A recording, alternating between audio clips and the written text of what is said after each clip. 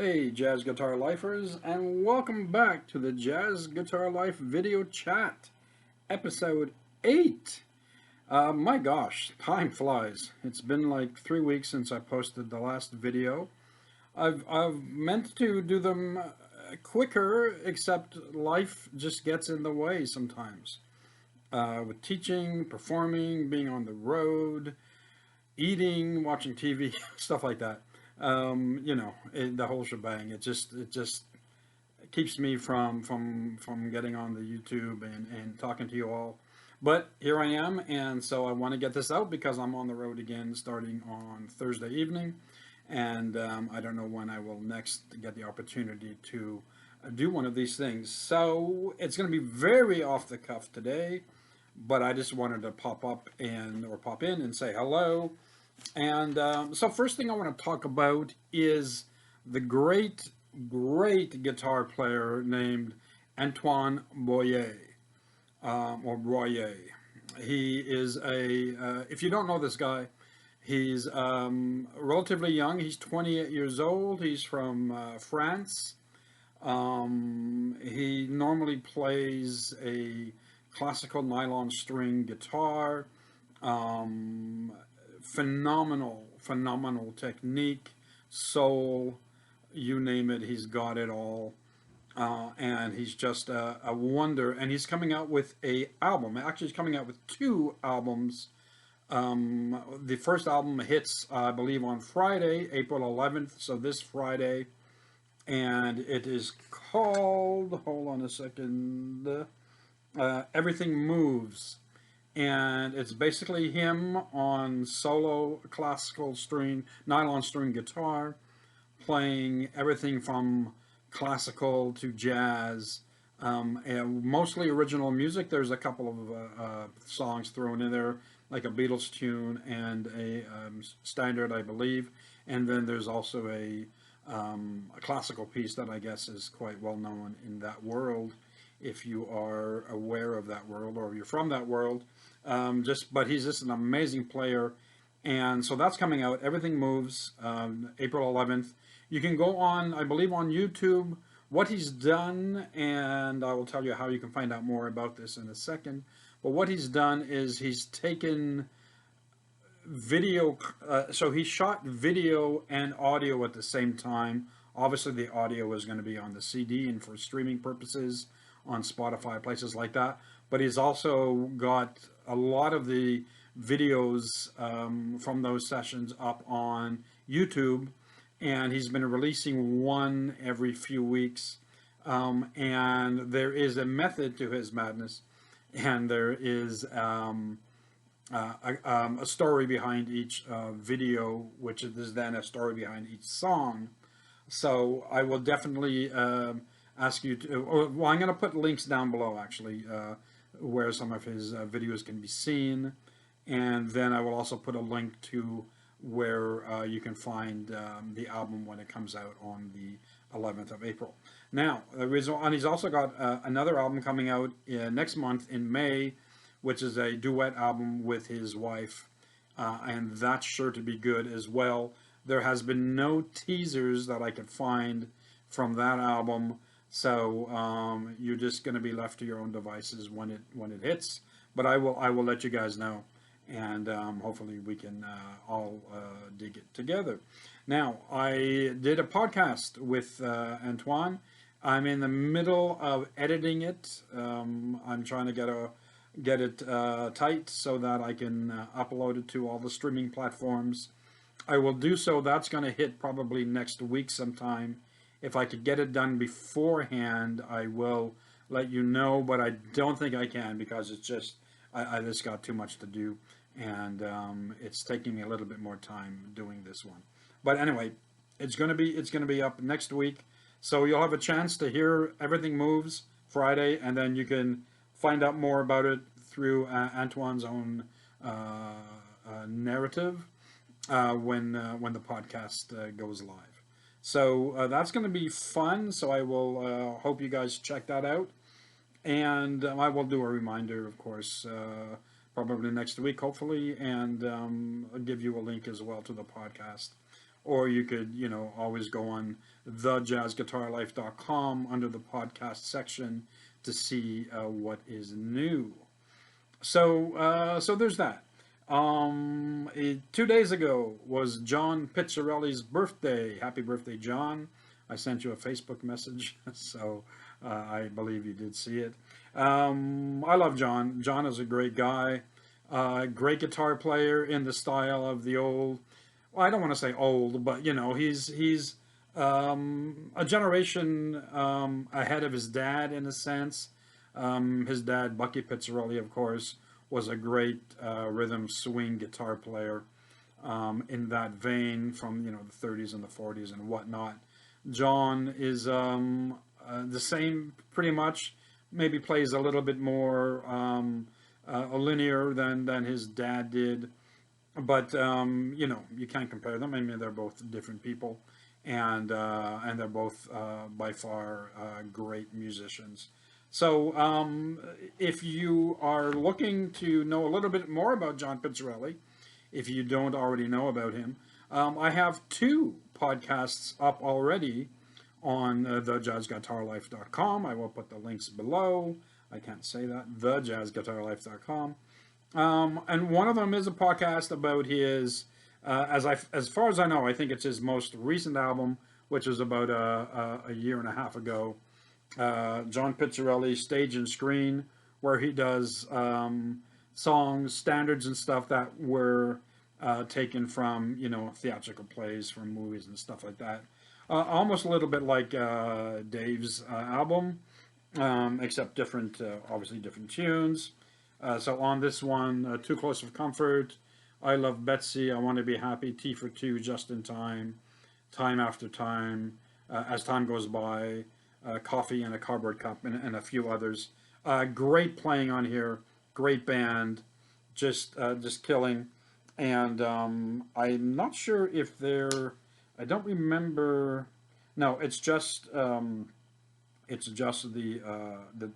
trio.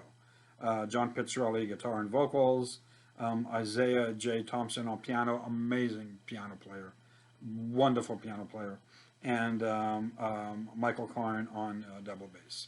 So if you haven't checked that out, check out the podcast. I will put the link below, and if you can find the album on YouTube or Spotify, which I'm sure you can. If I do it, I'll put the link below as well. Check it out. Really fun album. Just a great album to put on when you're, you know, wanting to listen to some great music. And he also did an album. This is why I reached out to him originally during the pandemic. I think it was 2021 or 2022. I don't remember now.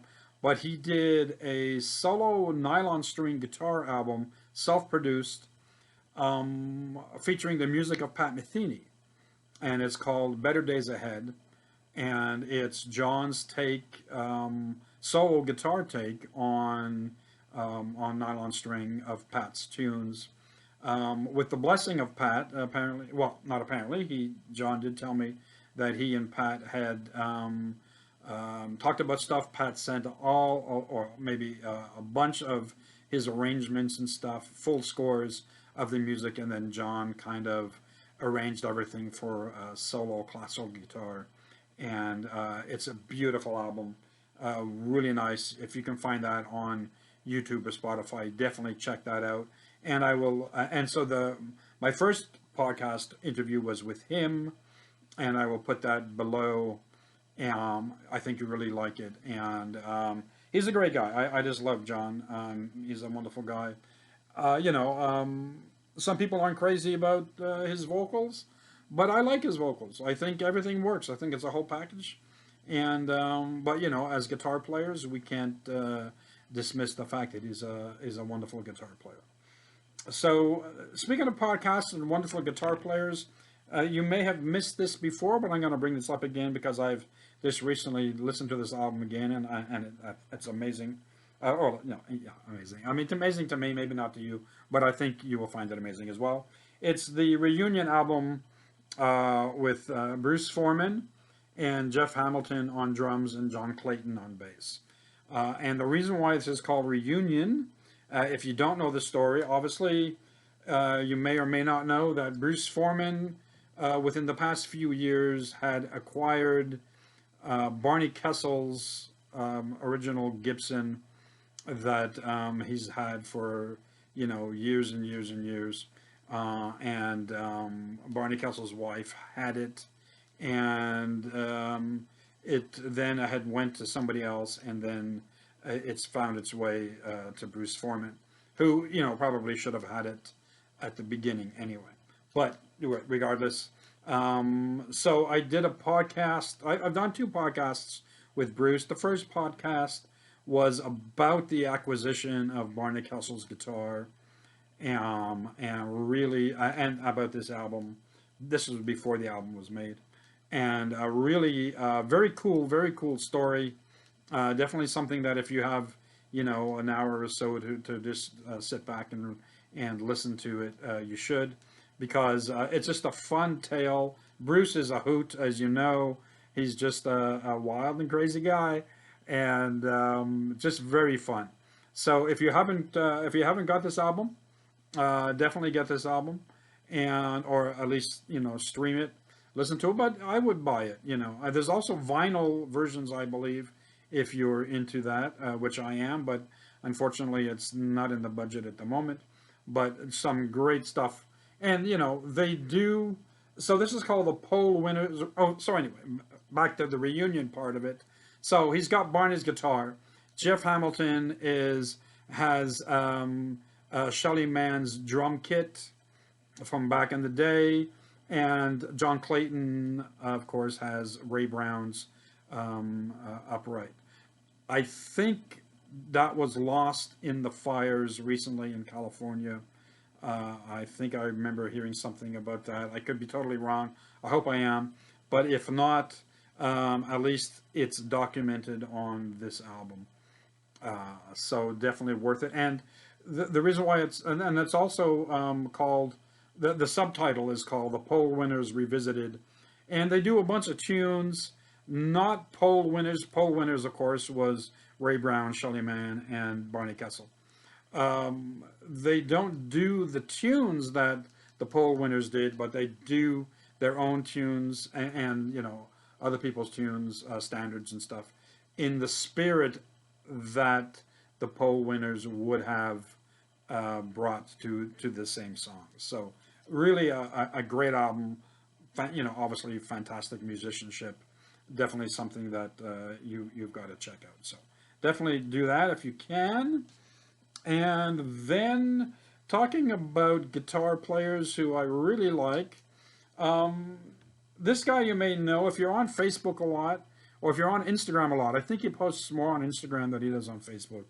It's Jacques Lazur. And I hope I'm pronouncing your last name right, Jacques. Jacques is a great player. He calls himself the guitarlosopher.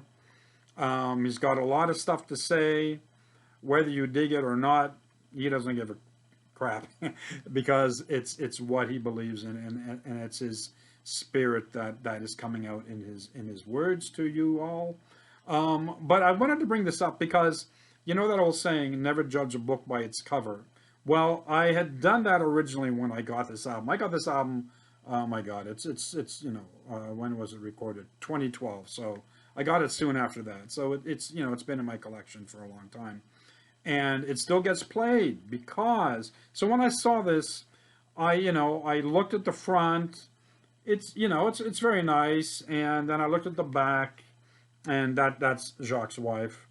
And I kind of, at that point in time when I took it out of the mailer, I kind of thought, I'm not going to dig this. This looks, it looks kind of syrupy. I thought maybe it was a smooth jazz thing. Not that there's anything wrong with smooth jazz stuff, but I just didn't think I would dig it.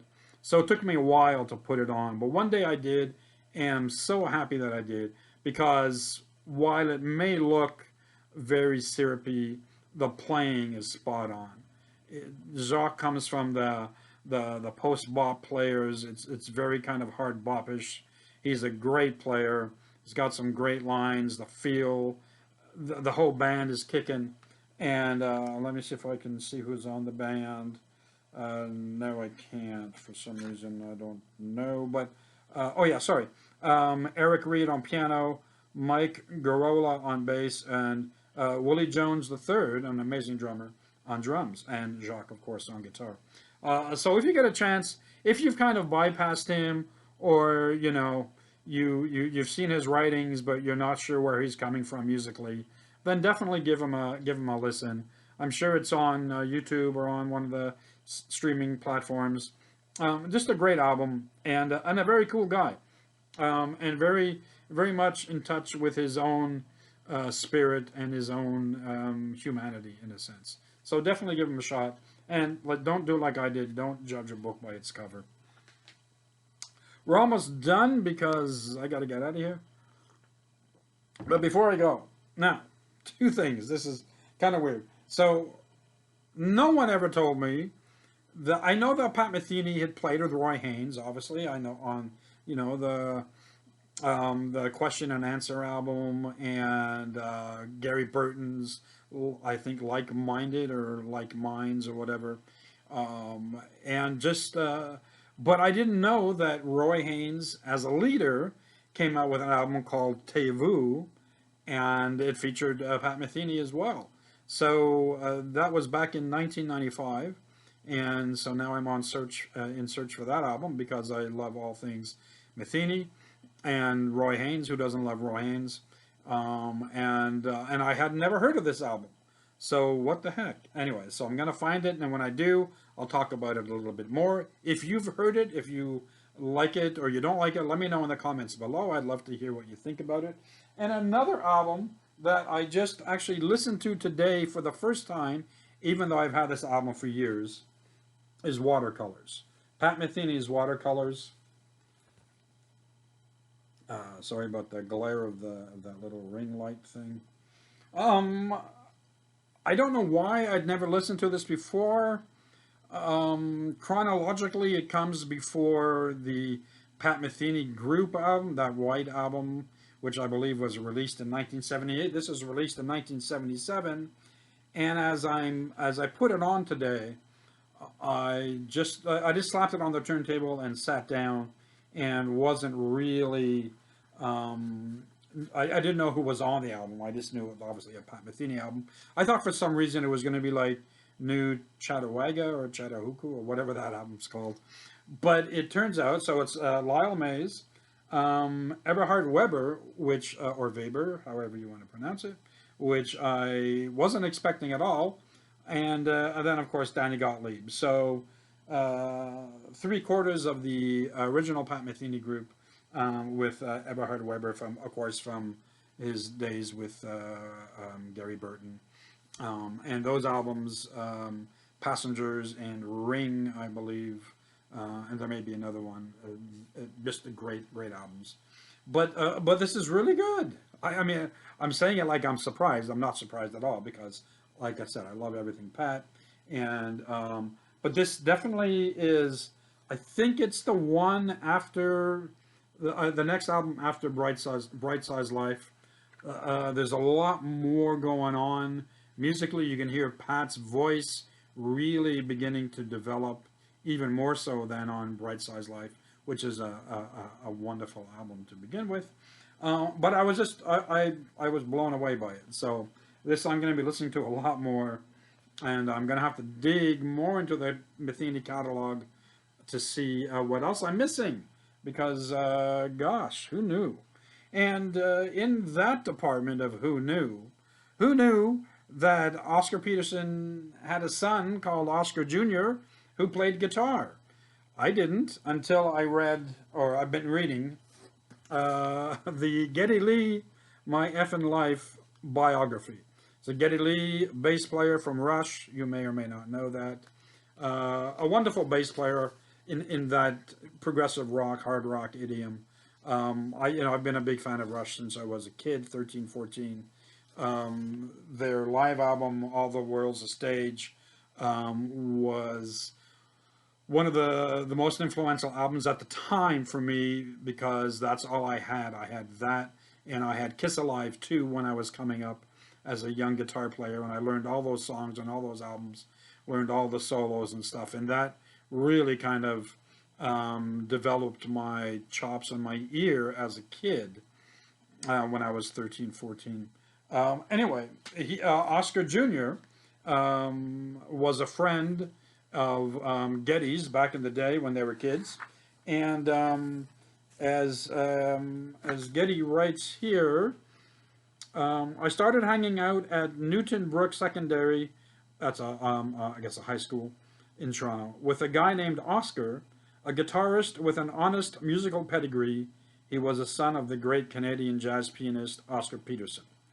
In Oscar, I found a fellow traveler in the progressive vein, and his musical interest had a strong catalytic effect on my own. So, who knew? I didn't know. I mean, obviously, I knew Oscar Peterson had children.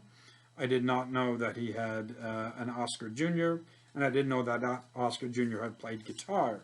When I went on the internet to search for Oscar Peterson Jr., I can find nothing. I can find an interview or two with Geddy talking about Oscar. So obviously Oscar Jr. had a huge impact on Geddy's early musical environment, but I cannot find anything else to see if Oscar Jr.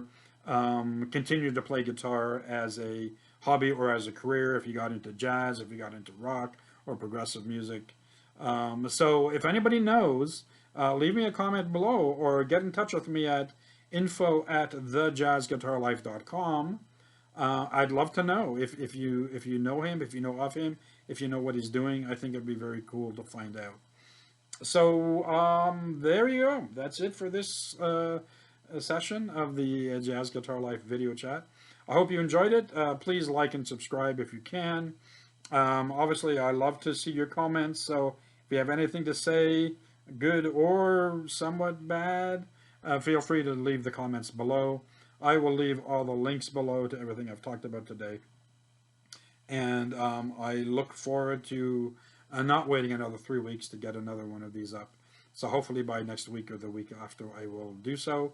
Once I get the Antoine Boyer podcast up, I will let you guys know. And there you go. So take care. Thanks again for dropping by. And remember, jazz guitar lives at Jazz Guitar Life. Ciao.